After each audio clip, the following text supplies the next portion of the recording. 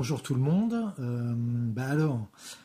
Si les énergies du ciel du mois de septembre étaient, on va dire, plutôt en suspens, comme dans une attente contrainte mais raisonnée, dans un calme relatif et loin de tout tumulte, celui du mois d'octobre 2022 se voudra beaucoup plus énergique et actif. Euh, Principalement grâce à la reprise en marche directe de trois planètes, pas moins. Donc voilà, on est parti pour découvrir tous les événements astrologiques majeurs, et cela donc jour après jour, pour le mois d'octobre 2022. Alors, le tout premier jour du mois marque l'opposition exacte entre Vénus et Jupiter. Euh, Ça peut nous parler d'expériences importantes pouvant euh, provoquer, on va dire, une sorte de remise en question de valeurs ou de philosophie de vie.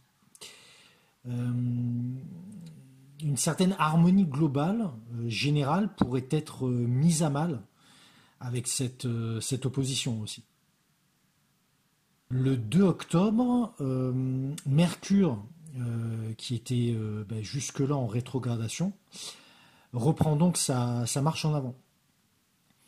Dans le troisième décan de la Vierge, il pourra à présent s'exprimer pleinement, j'ai envie de dire, car dans ce signe qui est l'un de ces deux domiciles, il pourra diffuser des énergies particulièrement impactantes. Ici, Mercure nous donnera potentiellement des idées beaucoup plus claires et précises afin de mieux réfléchir, comprendre, s'exprimer et capter les informations présentes dans notre environnement direct. Le 7 octobre, après 5 jours donc sans véritables aspects importants, on retrouve Mercure qui va former un aspect de trigone à Pluton. Il serait possiblement question de rechercher des réponses à des interrogations qu'on a du mal à formuler, à cerner très clairement en fait. On sera dans le doute, dans le désarroi, on avancera sûrement à l'aveugle, au beau milieu de craintes diffuses, sans véritable forme. L'aspect de trigone ici va permettre de faciliter les échanges inconscients que l'on serait susceptible d'avoir avec ces influences marquées par l'univers plutonien, tout simplement afin de se confronter à elles, soit pour les apprivoiser, soit au contraire pour les chasser.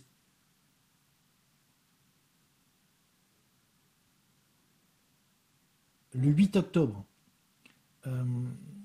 donc après ce trigone assez marquant, je trouve, avec Mercure, Pluton repasse en marche prograde après plusieurs mois de rétrogradation. C'est donc un moment assez fort et impactant qui va forcément provoquer des secousses. Il est d'autant plus important de noter que ce retour en marche directe permettra à Pluton d'atteindre le signe du Verseau en mars prochain. Affaire à suivre donc, je vous renvoie d'ailleurs sur la vidéo que j'ai pu faire sur le transit de Pluton en Verseau pour la période 2023-2044, si vous souhaitez creuser la question.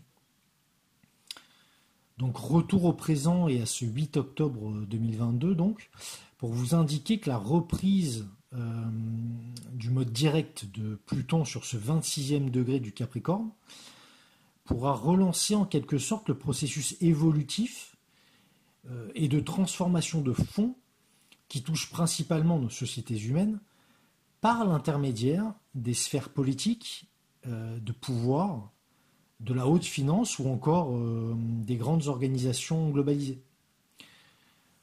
Cette fin de rétrogradation donnera donc une capacité accrue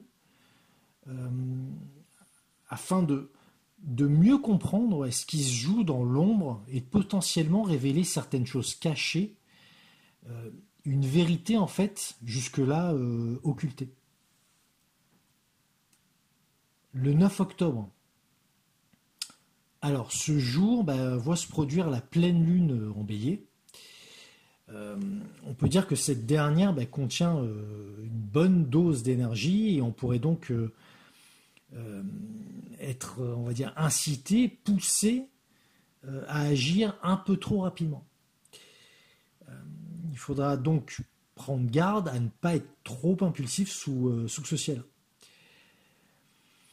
Il y a un élément intéressant avec cette pleine lune, car le bélier est le signe associé à la notion de démarrage au commencement, tandis qu'une pleine lune est généralement en lien avec les fins ou les conclusions.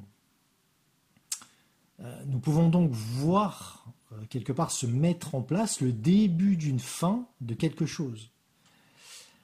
Avec les énergies contenues dans cette pleine lune en bélier, il peut être question d'une certaine forme de colère qui arrive à maturité également.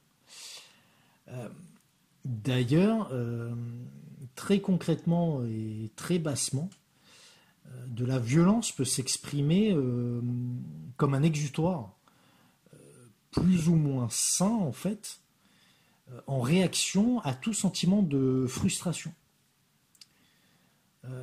Tentons donc de faire baisser, on va dire, la pression pour poser des actes et des actions sans risque le plus sereinement possible, j'ai envie de dire. Le 10 octobre,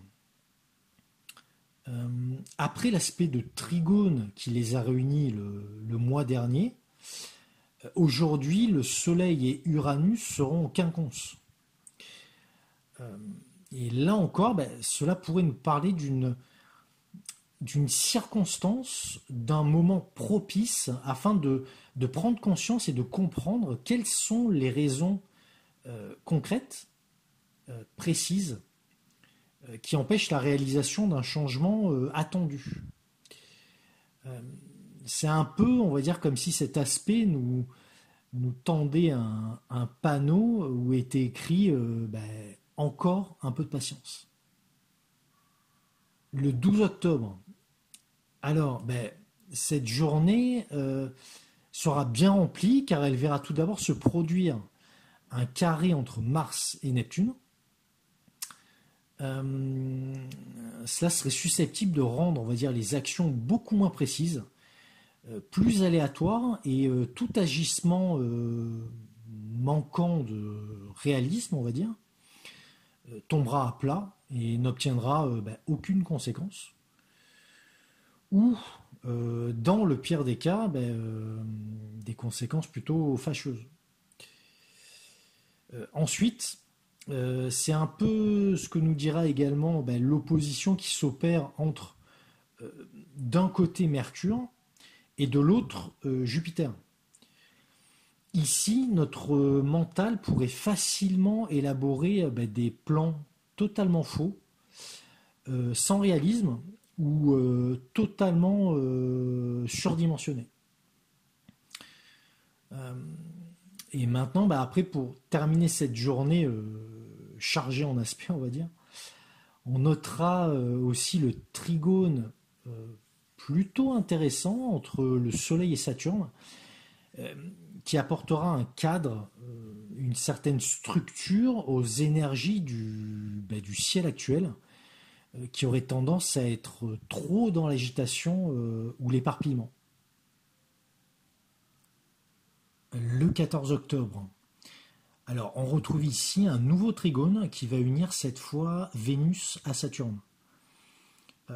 Après le trigone avec le Soleil, 2 jours plus tôt, Saturne continuera à dispenser, on va dire, de bonnes énergies qui seront cette fois plus orientées vers un but assez élevé, mêlant à la fois une aspiration d'harmonie, d'équilibre et même d'une certaine forme de perfection. avec Saturne, ses aspirations un peu idéales, portées par Vénus, pourront potentiellement ne pas se contenter de rester à un niveau, on va dire, théorique, abstrait, mais réellement se densifier, s'exprimer beaucoup plus concrètement. Le 17 octobre. Euh, alors, c'est encore un aspect de trigone que l'on va retrouver en cette nouvelle journée. Euh, Ici, le Soleil et Mars amèneront, on va dire, un regain d'énergie généralisée qui serait assez agréable d'accueillir. La fougue naturelle et le tempérament ardent de Mars seront réellement canalisés par le Soleil pour offrir en fait un moment à la fois léger et revigorant qui pourrait permettre à nos forces vitales de s'exprimer de manière vraiment optimale. Le 19 octobre, alors je vous le donne dans le mille, en ce mois d'octobre 2022, encore et toujours un aspect de trigone qui relie cette fois Mars avec une Vénus très puissante là, et en majesté dans son domicile en Balance. Ce lien entre ces deux planètes assez complémentaires pourrait donner, on va dire, une occasion rêvée que s'expriment assez librement des désirs, pardon, des passions, et tout cela sans crainte de dépasser les limites, d'exagérer ou aussi de mal faire, hein, pourquoi pas. En revanche, les influences de ce joli aspect risquent d'être remis en question par le carré qui va se former entre le Soleil d'un côté et Pluton de l'autre. Ça risque d'être un passage qui viendra un peu assombrir le ciel et remettre en cause certains de nos enthousiasmes, un élan que l'on vivait assez légèrement et naturellement. Ça sera un peu la fin d'un beau rêve, on va dire, d'un moment agréable, comme suspendu. Le 20 octobre, Pluton va continuer son œuvre, j'ai envie de dire, car là, à présent, il va s'ériger face à Vénus pour créer un aspect de carré qui a de grandes chances de semer pas mal de doutes et imposer, on va dire, des interrogations profondes dans un schéma d'harmonie qui fonctionnait jusqu'à présent et qu'on avait pas de raison ou d'envie de réviser ou de revoir. Sous ce ciel, le mieux à faire serait de laisser, on va dire, passer l'orage de ce carré et de ne pas céder aux sirènes plutoniennes qui vont nous pousser à vouloir transformer ou remettre en question quelque chose de certain que l'on tenait pour acquis. Le 22 octobre, donc là, nous observerons la conjonction entre le Soleil et Vénus sur le 29e degré du signe de la Balance. Les deux astres sont donc prêts, on va dire, à plonger en Scorpion. Et je dirais que en fait, les influences de ce signe se font déjà sentir sur ce degré assez crucial que l'on nomme en astrologie degré anarétique. Il peut être très fortement question ici de l'impact des différents domaines vénusiens pour les semaines et même les mois qui viennent, car la conjonction au Soleil sur ce degré bien précis du zodiaque peut nous indiquer une mise en lumière plus importante qu'à l'accoutumée, en tout cas. Le 23 octobre. Alors, astrologiquement, cette journée sera assez importante et mouvementée, car, d'une part, la pause et le retour en arrière de Saturne se terminera et la planète repassera donc en marche directe pour continuer son travail de consolidation et de perfectionnement dans le signe du Verseau. On notera ensuite le trigone que formera la planète avec Mercure. Alors, cet aspect peut amener et imposer une véritable, on va dire, promesse de clarté d'esprit et aussi un pouvoir de réflexion plus poussé, mieux structuré. Toujours dans la même journée, Vénus fera son entrée dans le signe du Scorpion. La planète perdra de son influence et verra ses énergies dominées en quelque sorte par une charge émotionnelle à la fois intense, envahissante et plutôt sombre. Une certaine vulnérabilité pourrait nous toucher durant tout son transit dans ce signe. Et pour terminer ce jour assez chargé, on verra également le Soleil débuter son transit lui aussi dans le signe du Scorpion. Cela pourrait nous indiquer un fort désir d'aller au fond des choses afin d'explorer certaines, certains éléments qui nous sont restés jusque-là cachés ou qui seraient tabous, secrets ou bien encore refoulés. Ça pourrait être également une période à la fois, on va dire, curative et transformatrice, mais dans le même temps, où des influences, il n'y a pas d'autre mot, manipulatrices, pourraient agir de manière peu claire, souterraine, en fait. Le 25 octobre. Alors, cette journée est assez importante car elle va accueillir une nouvelle lune en Scorpion, doublée d'une éclipse solaire partielle.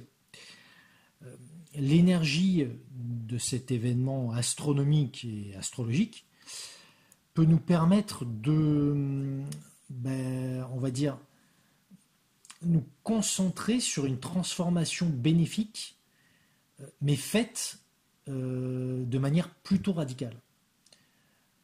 Cela sera sûrement le tout début, les premières étapes en tout cas de cette transformation, qui auront un impact à plus long terme en fait, à suivre donc.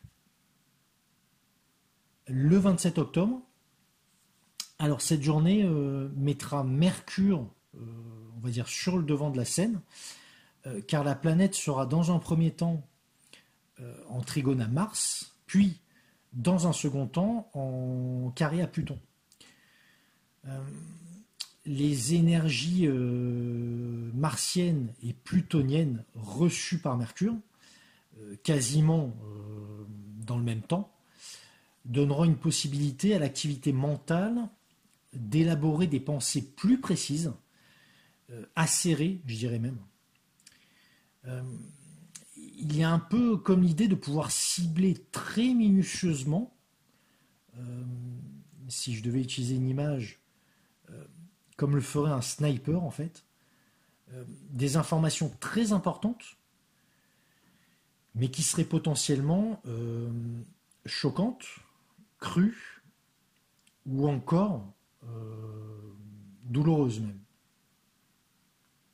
Le 28 octobre. Alors, après plusieurs mois en bélier et sous l'effet de rétrogradation, Jupiter revient aujourd'hui dans le signe des poissons. Ici, on peut dire que sa fougue sera calmée, comme apaisée. Ça sera donc un moment propice afin de clarifier des intentions, des situations qui ont été entamées trop rapidement peut-être, et trop exagérément, lors du transit dans le premier décan du bélier.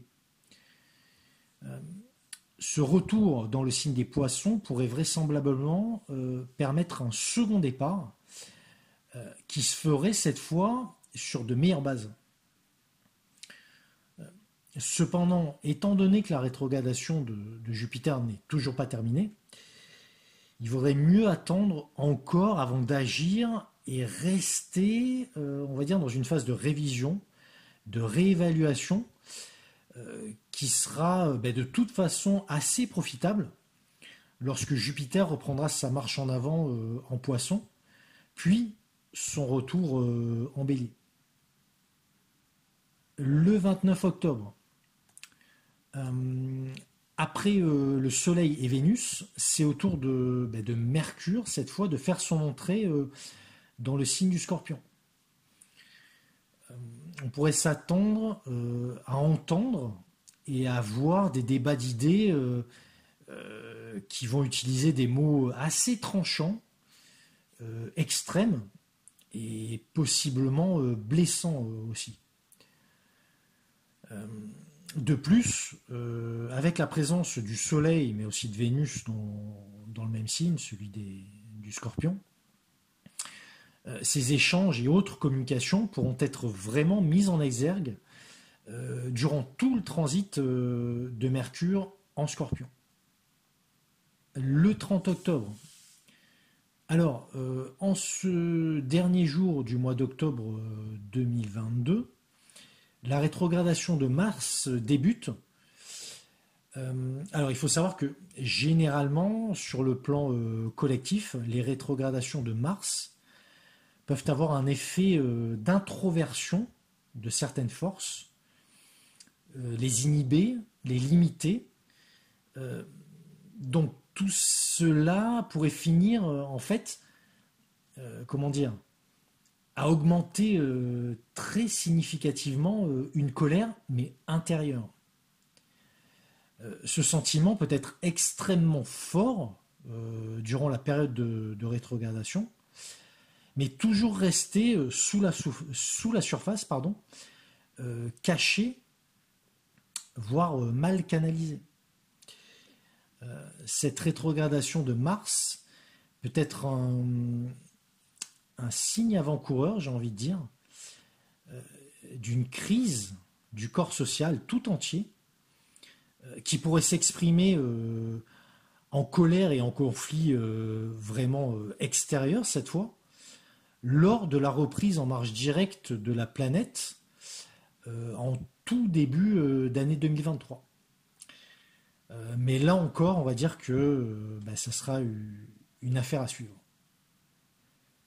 Donc, voilà, je suis arrivé à la fin de cette analyse du ciel pour le mois d'octobre 2022. J'espère que ça vous aura parlé, que ça vous permettra peut-être d'y voir un peu plus clair sur toutes les énergies qui vont arriver, s'entremêler. C'est vraiment ce mois-ci, je trouve qu'il est vraiment très chargé. Donc voilà, merci pour votre écoute. Je vous dis donc à très vite pour parler d'un nouveau ciel. Au revoir.